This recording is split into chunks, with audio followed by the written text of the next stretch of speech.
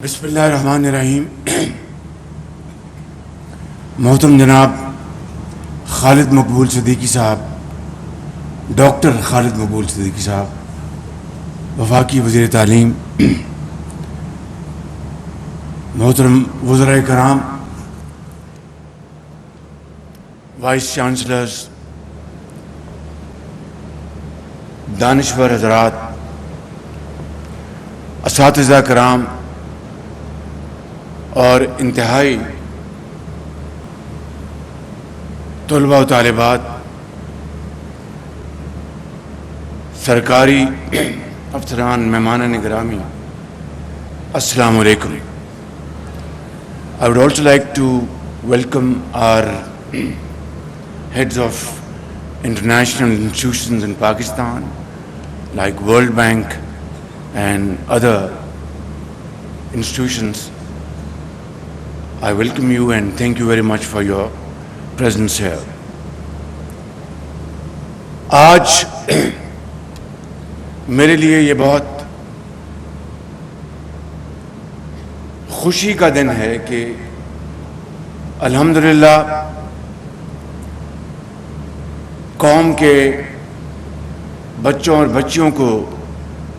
تعلیم کے زیور سے آراستہ پراستہ کرنے کے لیے دانش اسکول کی وہ کاوش جو میاں محمد نواز شریف کی لیڈرشپ میں ہم نے پنجاب میں اس کا جال پھیلایا تھا، اور ہزاروں بچے اور بچیاں، ابھی آپ نے خود دیکھا کہ عثمان اکرم جو جھنڈ ضلع اٹک کے دانش اسکول کے طالب علم ہیں، اس طرح کے ہزاروں بچے اور بچیوں نے جن کے ماں باپ کے پاس تعلیم کے وسائل نہیں تھے، جن کا کوئی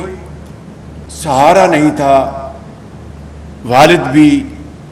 اور کئی بچے اور بچیوں کی والدہ بھی اس دنیا سے رخصت ہو گئیں، اور دانش اسکول ان کے لیے نہ صرف تعلیم کا سہارا بنا بلکہ والدین کا سایہ بھی دانش اسکول دیتا رہا۔ یہ کوئی آسان سفر نہیں تھا، اور الحمدللہ آج انہی دانش اسکول کے چشم و چراغ نہ صرف پاکستان میں بلکہ دنیا میں اپنی قابلیت کا اور اپنی محنت کا پوری دنیا میں اپنا اثر قائم کر رہے ہیں، چاہے وہ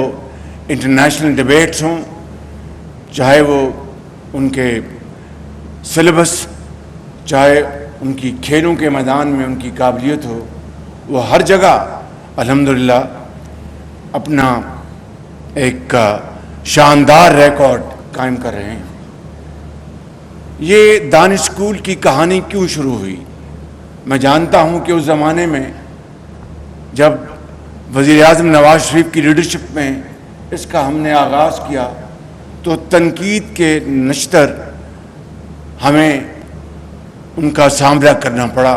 کہ جناب یہ شہباز شریف دانش اسکول کیوں بنا رہا ہے۔ میں نے یہ کہا کہ اگر ایچ این کالج بن سکتے ہیں امراء کے لیے، اور جہاں پر صرف اور صرف وزراء، گورنرز، پرائم منسٹرز اور اشرافیہ کے بچے جا سکتے ہیں، تو غریب اور ذہین اور فتین یتیم بچوں کے لیے ہم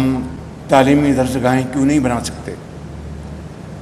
کہ جناب وہ تو پرائیویٹ ادارے ہیں، چاہے اب اسلام آباد میں اس کی بنیاد انشاءاللہ جلد رکھی جائے گی۔ آج یہاں پر میں آیا ہوں یہ بتانے کے لیے کہ یہ زمین اور ایسی زمینیں اسلام آباد میں جہاں پر بڑی بڑی شاندار مہنگی ہاؤسنگ سوسائٹیز بن چکی ہیں، جہاں پر محلات بن چکے ہیں، جہاں پر ہیڈ سٹارٹ سکول امراء کے بچوں کے لیے بن چکے ہیں، مجھے اس میں کوئی غلط بات نظر نہیں آتی، اچھی بات ہے۔ جہاں پر روٹس انٹرنیشنل کی جو چین ہے سکولوں کی وہ بن چکے ہیں، بہت اچھی بات ہے۔ تو کیا صرف تعلیم امراء کے بچوں کا حق ہے؟ کیا اسلام آباد کے قرب و جوار میں رہنے والے غریب بچے اور بچیاں جن کے والدین اتنی محنت کرتے ہیں جتنے کہ ایک امیر خاندان کے بڑے بڑے کاروبار ان کے پورے ملک میں ہیں، اچھی بات ہے، لیکن کیا غریب کا حق نہیں، کسی یتیم بچی کا حق نہیں کہ اس کو بھی اگر روٹس کی طرح تعلیم نہ ملے تو ایک اچھے ماحول میں اعلیٰ تعلیم مل سکے اور ان کو بھی وہاں پر وہی سہولتیں میسر ہوں جو کہ کسی بھی پاکستانی کا حق ہے؟ یہ تھی وہ سوچ، اور اسی سوچ کو نواز شریف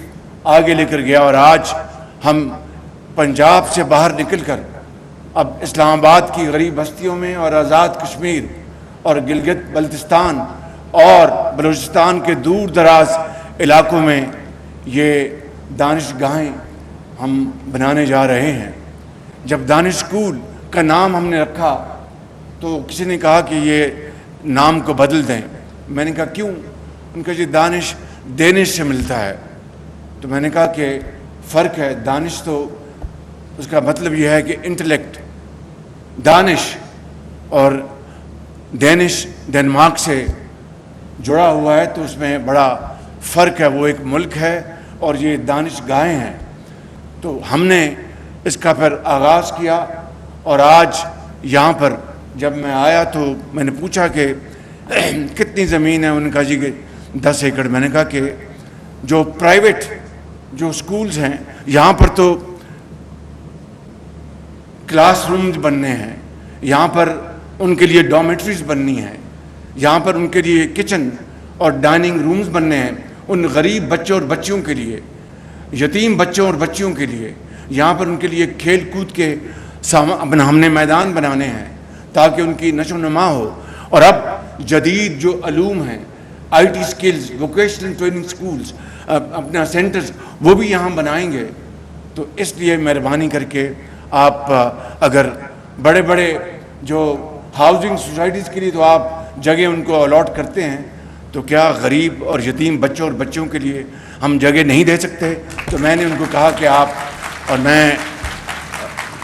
کمشنر صاحب کا شکر گزار ہوں،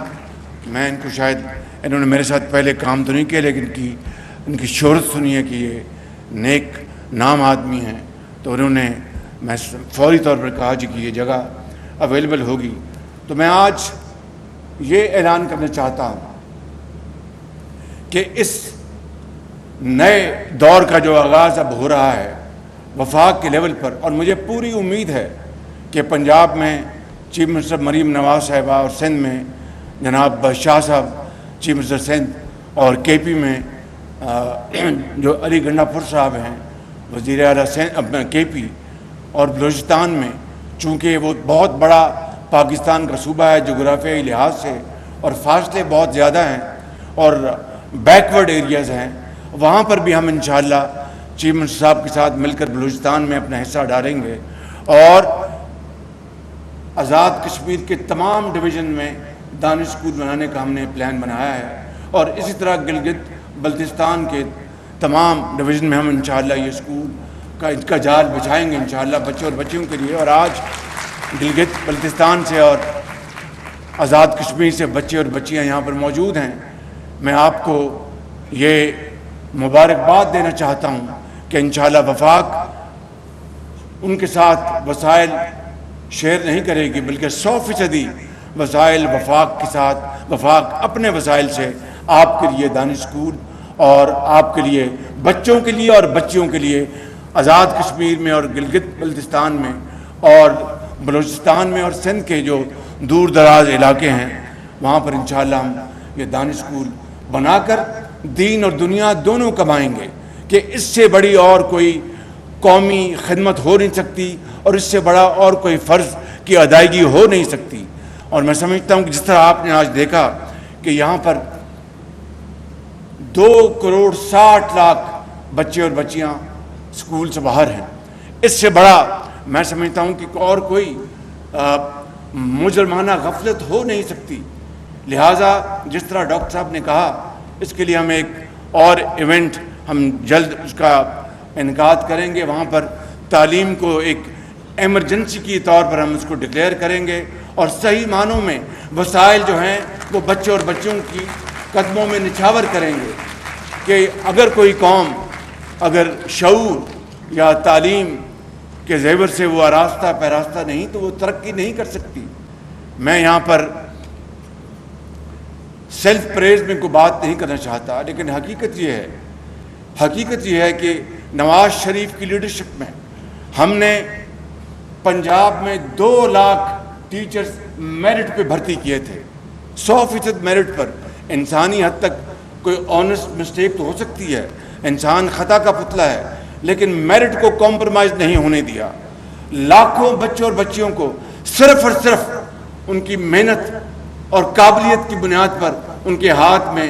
کلاشنکوف نہیں بلکہ لیپ ٹاپس ان کو دیے، اور آج وہ بچے اور بچیاں آج الحمدللہ اپنا خود محنت سے وہ رزق حلال کما رہے ہیں. کووڈ تھا تو ریموٹ کنیکشن سے وہ تعلیم حاصل کر رہے تھے، اور اس وقت بھی جو تنقید کے نشتر جو پھینکے گئے اس کی ہم نے پرواہ نہیں کی. اور آج بھی انشاءاللہ اس پاکستان کے سب سے بڑے چیلنج کو قبول کرتے ہیں. اور کوئی کچھ بھی کہے کہ دیکھیں اگر آپ کا جو ہیڈ سٹارٹ سکول ہے، پتہ نہیں یہ زیدی صاحب جانتے ہوں گے 50-60 ہزار تو فیس ہوگی بچے کی وہاں پر، اس سے کم تو نہیں ہوگی. اسی طرح جو آپ کے جو دوسرے سکول ہیں وہاں پر روٹس، ان کی بھی فیس جو ہے 40-50 ہزار سے کم تو نہیں ہوگی. یہ ان کے ماں باپ اگر افورڈ کر سکتے ہیں تو بڑی اچھی بات ہے کہ وہ اپنی محنت سے اپنے بچوں کو اعلیٰ تعلیم دلوا رہے ہیں. مگر ان غریب کروڑوں بچوں اور بچوں کا کیا قصور ہے؟ ان یتیم بچوں اور بچوں کا کیا قصور ہے کہ جنہوں نے غربت میں آنکھ کھولی اور ان کے ماں باپ محنتی ہونے کے باوجود وہ وسائل نہیں ہے جو اس سے ان کو وہ تعلیم سے فیض یاب کر سکے. ان بچوں اور بچوں کا کیا قصور ہے جنہوں نے آنکھ کھولی تو ان کے والدین اس دنیا سے رخصت ہو گئے اور آج وہ زندگی کے اندھے تھپیڑوں کا مقابلہ کر رہے ہیں. میں سمجھتا ہوں کہ اگر ہم مسلمان ہیں اس شہر رمضان میں اگر ہم پاکستانی تو پھر اپنے گلے میں جھانکیں. اور جب تک ان کروڑوں بچوں اور بچوں کی تعلیم کا ہم انتظام نہیں کر سکتے، لاکھ روٹس بنا لیں، لاکھ اور راستے بنا لیں، وہ تعلیم کا خواب پورا نہیں ہو سکتا، قائد اعظم کا خواب پورا نہیں ہو سکتا. تو میں سمجھتا ہوں کہ انشاءاللہ ہم ان دانش اسکولوں کو اب دوبارہ ان علاقوں میں پھیلائیں گے تاکہ غریب ترین بچے اور بچیاں وہ محسوس کر سکیں کہ اگر ایچسن کالج کے یا گرامر اسکول کے جو آنی سولاخ والے جو دروازے ان کا راستہ روک رہے ہیں، دانش اسکول کے دروازے ان کے لیے کھلے ہیں، ان کو خوش آمدید کہہ رہے ہیں. میں سمجھتا ہوں کہ یہ وہ خواب ہے جس کا پورا کرنے کے لیے میں اپنی جان لڑاؤں گا اور تمام قومی وسائل ان کے قدموں میں نچھاور کریں گے انشاءاللہ.